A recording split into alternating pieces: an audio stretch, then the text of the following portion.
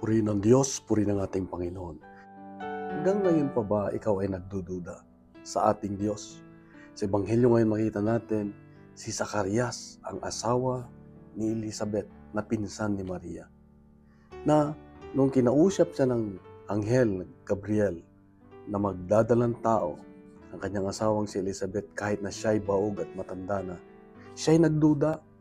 At nung siya'y nagduda, siya hindi na nakapagsalita at nabingi. Dito may paalala ng Diyos sa atin ngayon na kapag tayo ay may mga kahilingan o inaasahan na mangyari kahit imposible, dapat ibigay natin ang ating buong pagtitiwala sa Diyos. May duda ka man o may mga bagay na hindi malinaw o yung limitado ang kaalaman mo sa mga pangyayari, dapat magtiwala pa rin tayo sa Diyos.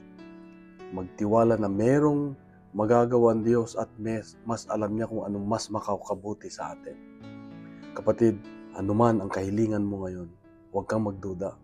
Bigay mo sa Diyos at anuman ang tugon niya sa iyong kahilingan, magpasalamat ka sa Diyos at magtiwala na kung anuman ang tugon niya, ito ang makakabuti sa iyo. Sa mapagpalang Huwebes sa iyo at sa iyong mga mahal sa buhay. God bless and God is good.